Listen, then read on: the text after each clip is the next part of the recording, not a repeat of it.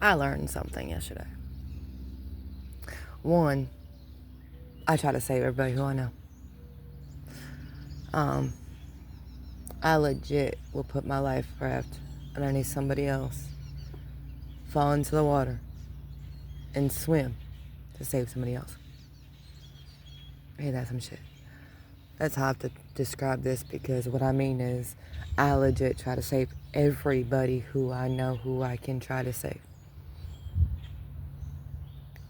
And sometimes you can't save them. And that kills me. Because I want to save everybody. And two, I've only dated my parents and my partners because my parents are avoidance with me. I mean, it's narcissistic avoidance of that, but still avoidance. My parents never chose to love me. Let me start with that. My mother was too busy working at certain times in her life to give us the attention we needed, so we learned how to do shit by ourselves, or we had a babysitter who did it. And lack of love was treated to me on every level. Man, it is what it is. So because of the neglect I was received as a child, I not only try to prove my love to my parents still at 40, almost 2 years old. Yep, prove it, because that's why I went on a trip with her. Was to prove I was worthy of her love finally. And that I'm good enough, and I've tried, and I've made it to where I'm at. And I never thought I'd make it to 40. So we really don't want to go how extreme this is to me. And then who I date, I always try to be worthy enough, show them I'm valuable enough and worthy enough to be loved. I'm loyal enough, knowing that they can't really love me. They can love me to their extent. Now, don't get me wrong. I thought about something else too. Their extent is what they can love me to. Some exes really did love me because they put up with some shit, man. And I ain't bullshitting. I was not just trying to earn their love. I love unconditionally, yes, but I don't know how to love correctly. Let me specify that again. I don't know how to love correctly all the time, especially with one of my exes. I'm glad the one that died, I did choose wrong, because he pushed me away out of unselfishness for me. That shows me unselfishness. And I let him, out of unselfishness, I let him push me away. That's what he needed me to do. That's what I did. But out of selfishness, I look back and I would have hurt him. Because he could have loved me right. And I wouldn't have known how to handle it at that point. I'm not gonna lie, I wouldn't have known how to handle it all.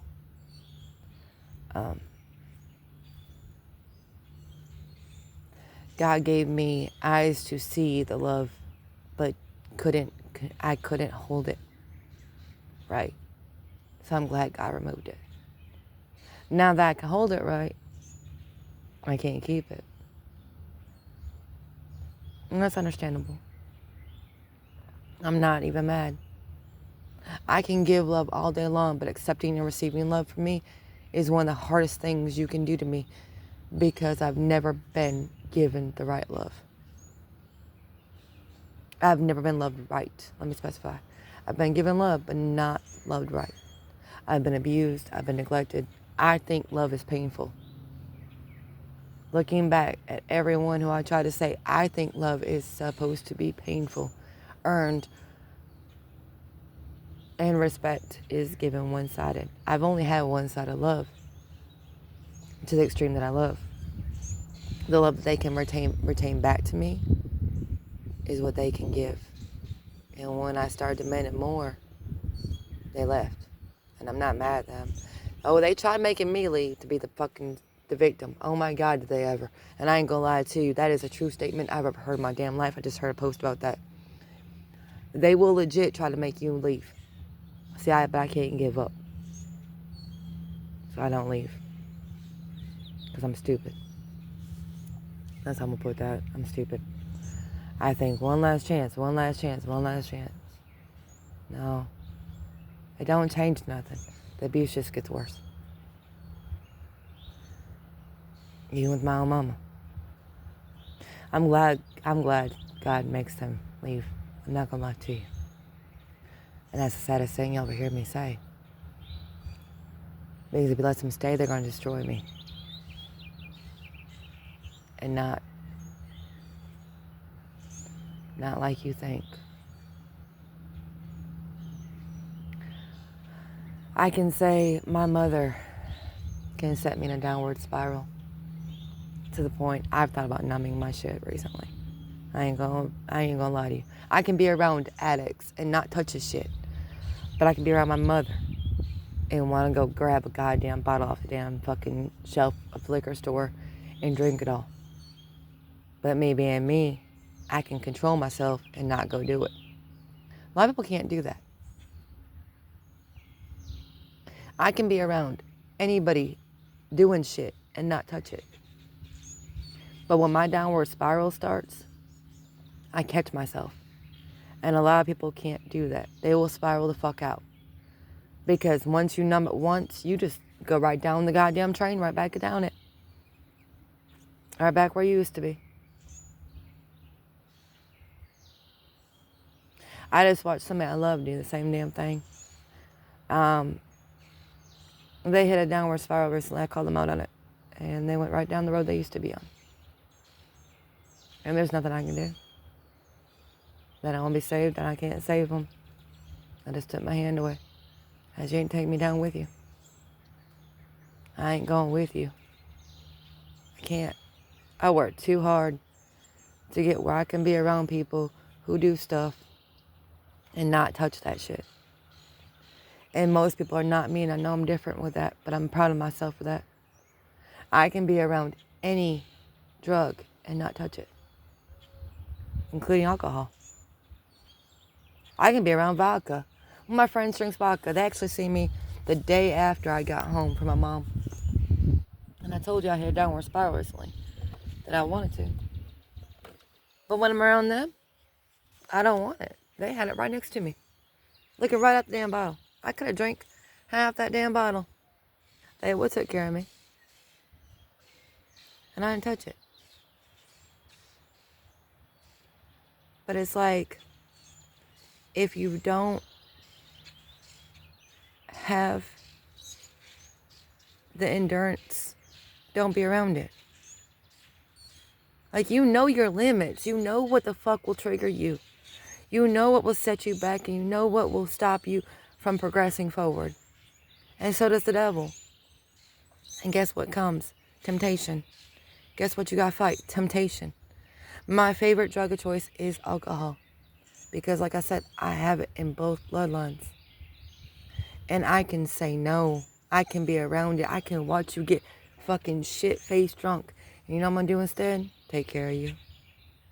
I ain't gonna join you. I'm gonna take care of you.